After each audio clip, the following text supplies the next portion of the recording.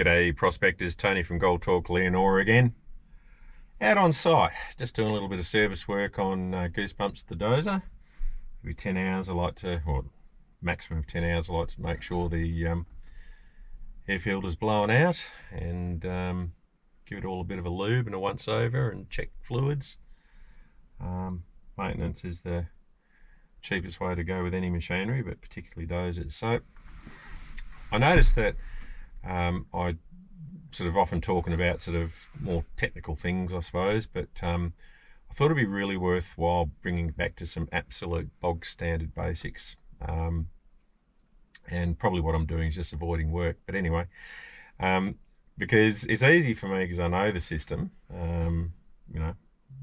spent a long time working with it. And for a lot of people, when they're new to prospecting, working out where you can and can't go prospecting is really, really daunting. Like I said, I know the system, so I thought, well, maybe I could explain it in my own words, and it might just help you sort of get started and put you onto the right track. So this little video, it's not really designed for people that know about the tenement situation in Western Australia. This is for people that are starting off.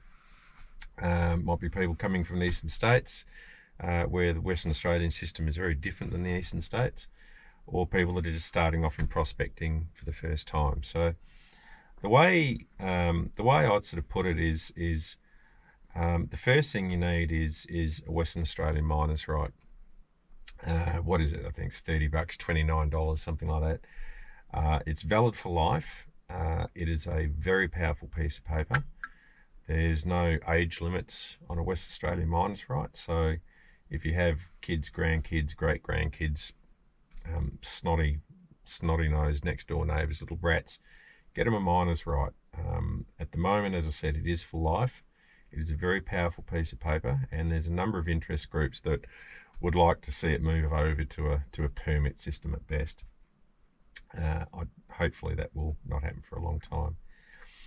And what it will allow you to do is for the purpose of this little vid, is I am talking about the goldfields area. It just makes my life a lot less complicated.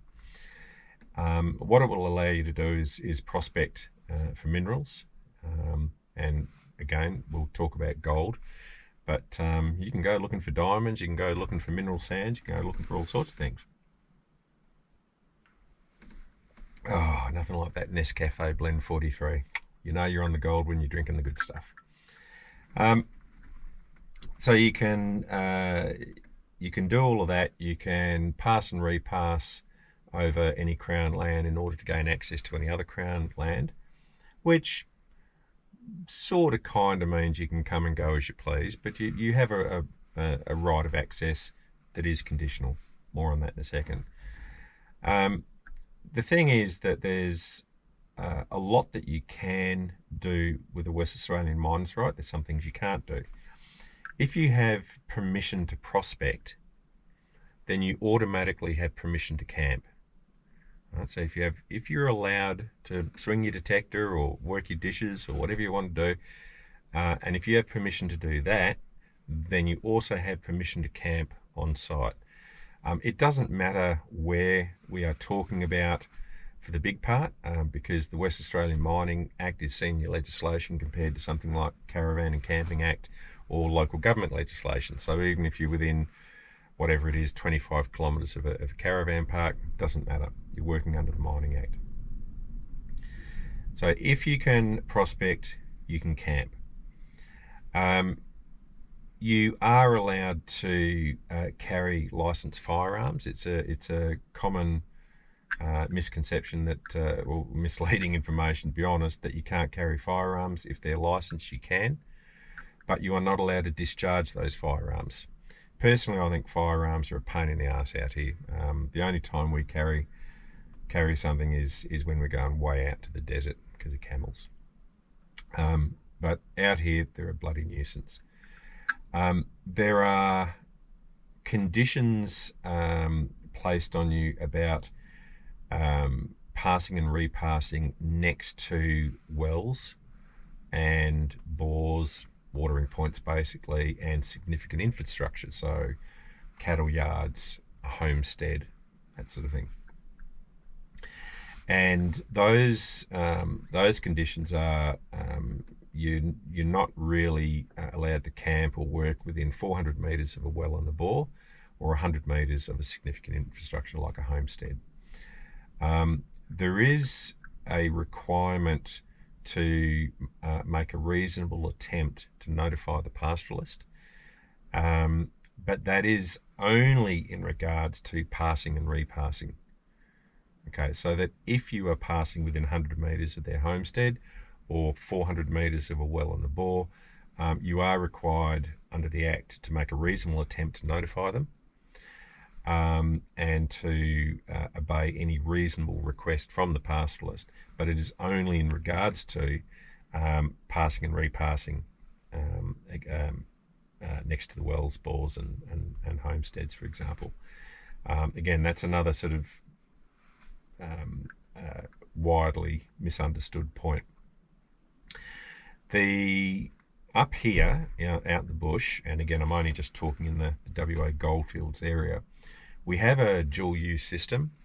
There's actually more user groups than that, but we're just going to say 2. And yep, it's sort of double dipping by the government.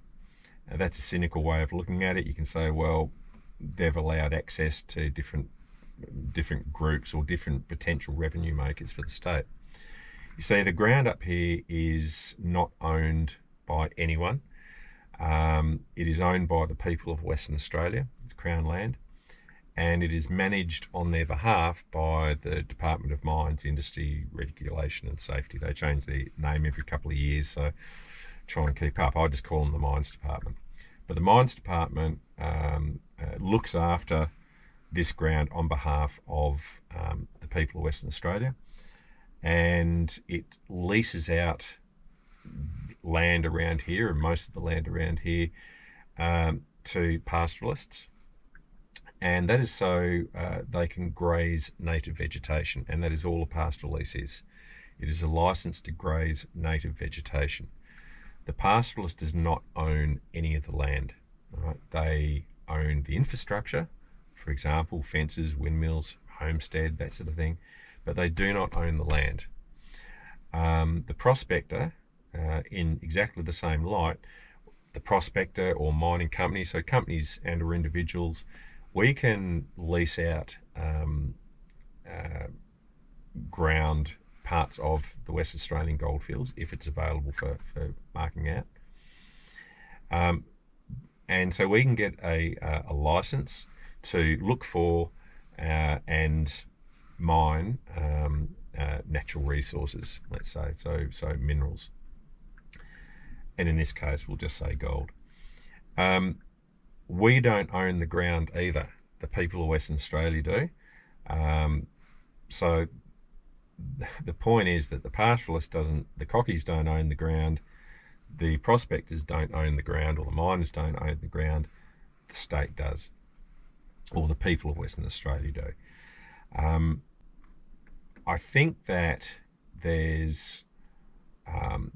is occasionally a little bit of argy-bargy that occurs, and I don't think it's out of place to say it. I mean, and I've had issues in the past with some pastoralists where they're just idiots, and so there is always going to be a conflict up here, sort of conflicting interests in one way, but I don't think it's really that. It's just conflicting personalities. You know, there's 6 billion people on the planet or more, and you're just never going to get along with everyone. So up here, it can be a lot like that.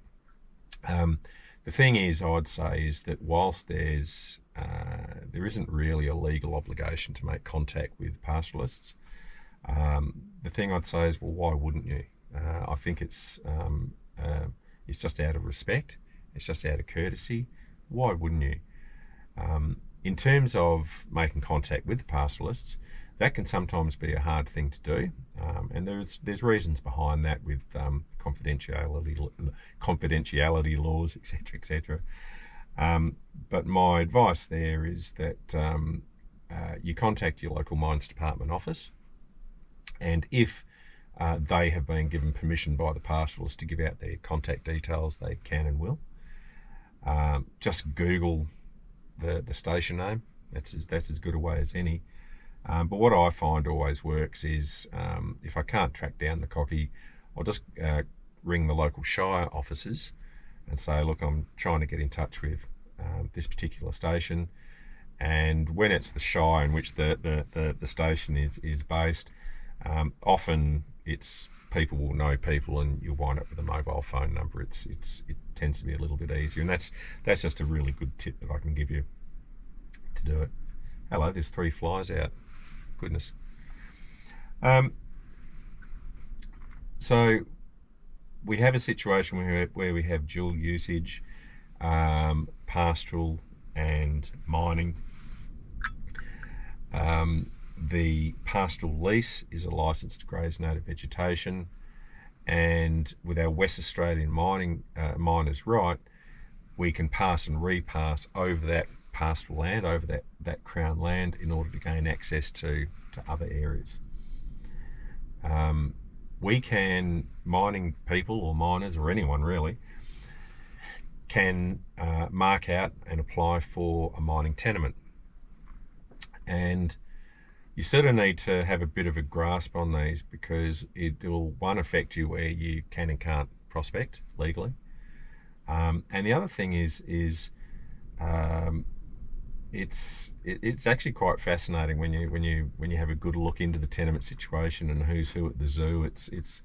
It'll help with your research a lot as well by understanding these key points.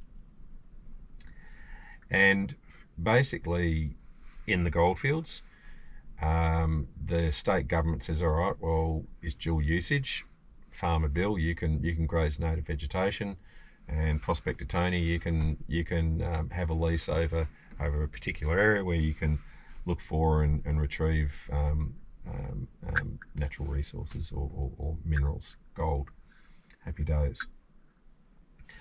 And basically, if I want to do anything other than look for gold with handheld tools only, because that is a very important point, with your Western Australian miners' right, the only thing you can do is work with handheld tools. So anything with a battery or a motor on it is completely off limits. Fortunately, it has been deemed that a metal detector, even though it has got a battery in it, is deemed to be handheld implements, so you're fine. So basically it means you can use a crowbar or a pick or a hammer and gad. You can, your metal detector, a shovel, anything like that. That's quite okay. But you may not use things like a jackhammer, running off a generator, or battery powered drills.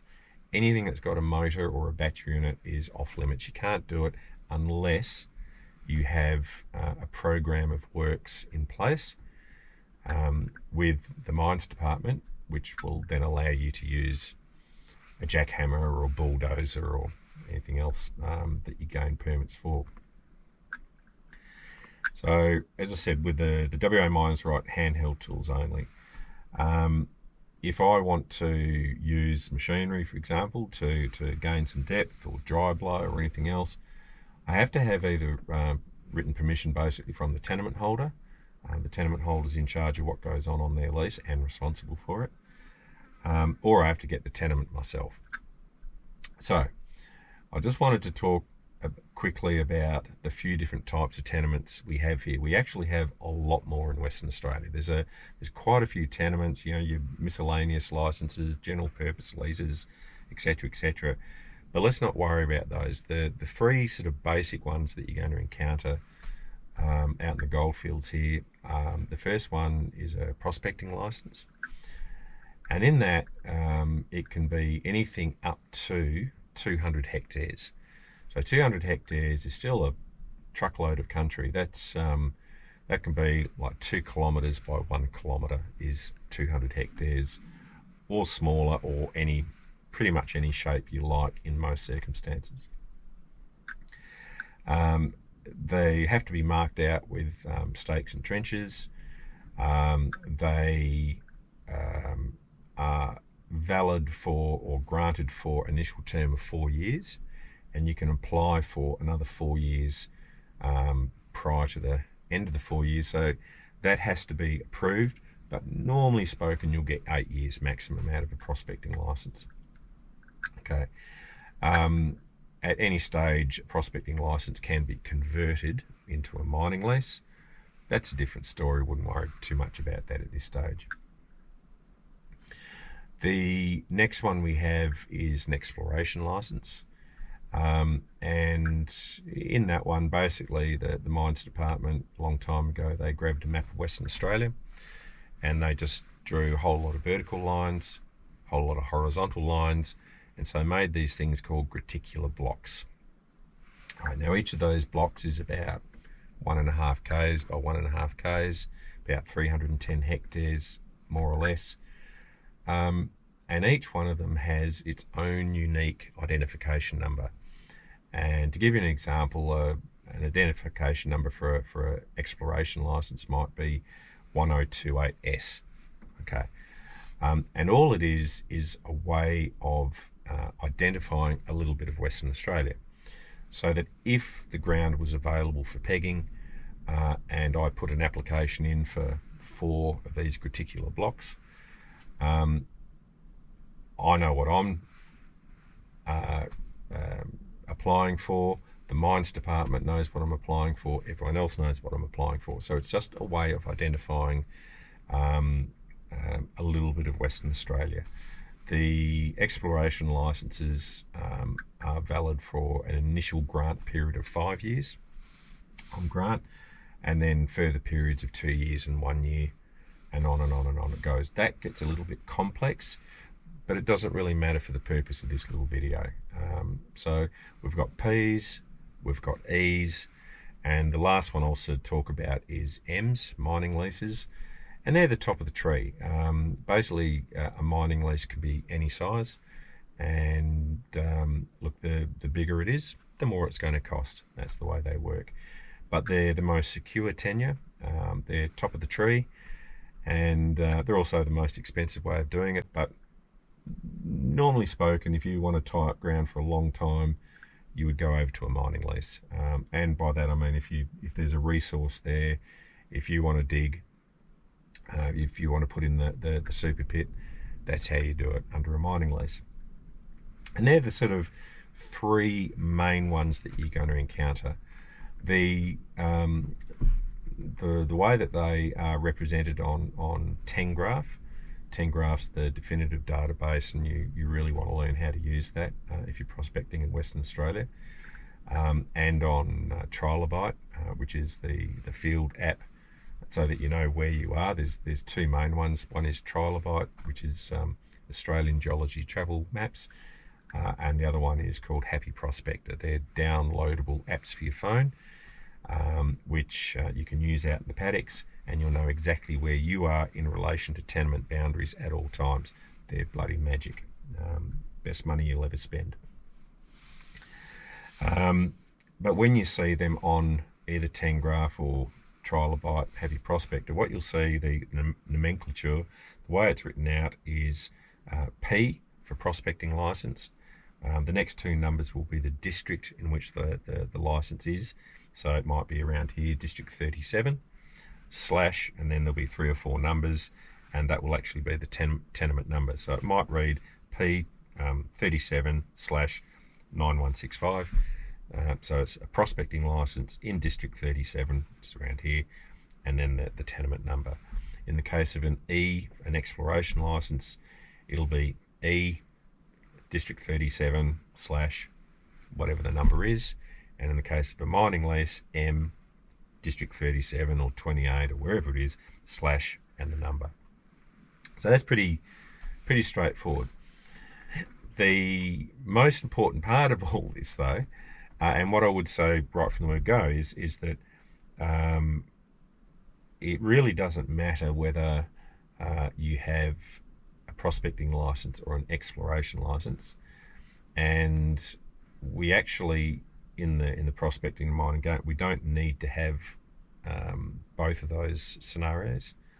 but it's really good that we do it. It's a subject for another video, but because the P's and the E's are required differently, they're marked out differently. If you know the game, as it were, it's quite easy to beat exploration licenses most of the time, and that means that almost half of my competition, which rely on exploration licenses, are out of the picture. It's a long story, and it doesn't matter for the sake of this video. Subject for another one. Okay, but so we have P's and E's and M's. We have two different tenement statuses. I don't know if that's a word. Status. I don't know. But basically, when a tenement is applied for, so if this was vacant Crown land out here, so it was available for mark out, and I go, oh, finding some gold, this is happy days, I want to peg it, then basically I can do all the paperwork correctly. That's a different story altogether, and I can mark it out correctly, another different story. But I send my paperwork into the mines department, and that is when my application begins. To be fair, it's need to be said that is not a prospecting license at this stage. It is an application for a prospecting license, or an application for an E, or an application for an M, whatever it may be. When an application is made, the ground is pending approval. And what that means is that the powers that be need to go through a whole series of objection periods, and it also needs to then go through some bureaucratic rigmarole, where basically all the ticks and balances are put in place, the checks and balances, and during that process, which usually takes about 12 months, plus or minus, sometimes it can go through quickly, but most of the time it seems to be about 12 months.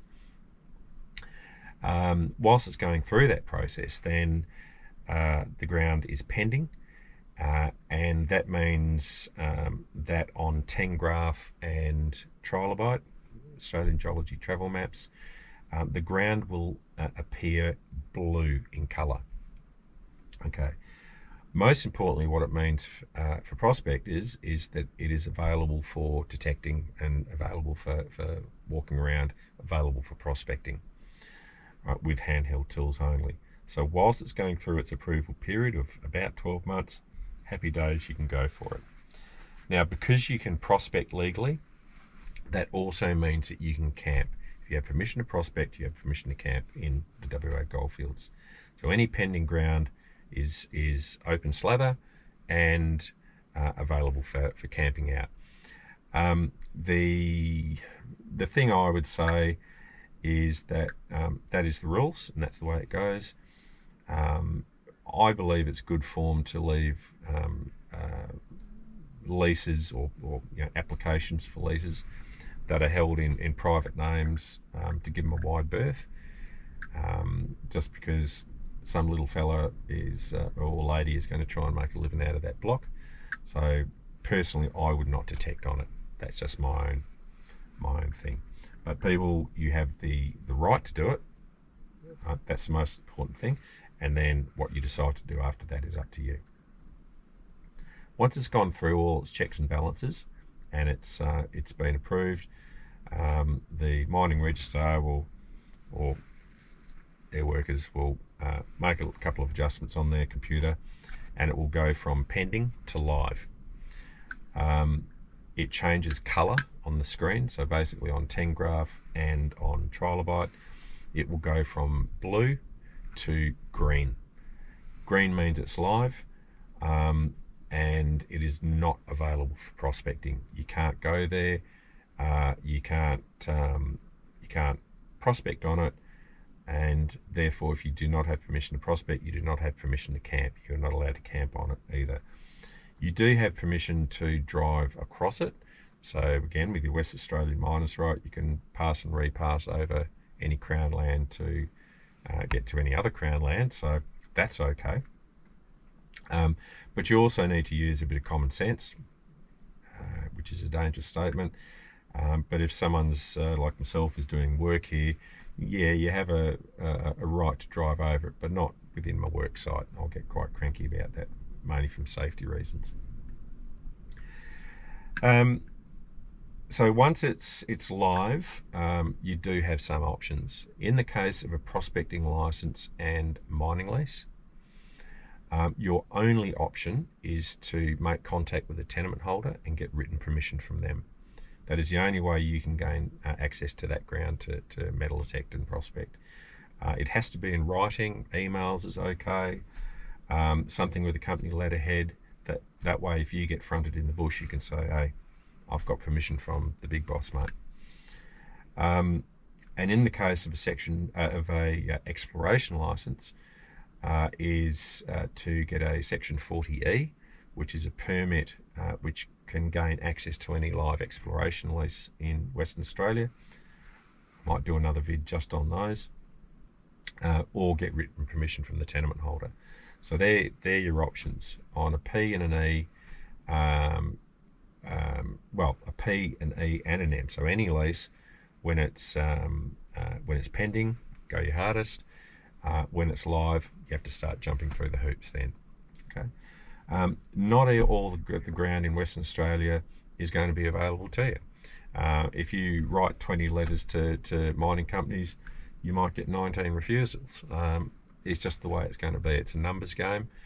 And I have done some other videos about the right time of the year to be approaching tenement holders. So go back and have a little bit of a look in some of those vids. It might put you in the right direction. The thing I would say is that much of Western Australia, not all of it, but much of Western Australia is available for prospecting. You just need to know what the system is. And yep, it's a new thing that you've got to learn, but if you're new to prospecting full stop, then all of this is new. So this is just another bloody thing you've got to learn. I hope that's been of some help to get you started. It's just the basics. And anytime you have any questions, just reach out to us and we'll help out wherever we can. Take care, prospectors. I got to go and lube some nipples. See ya.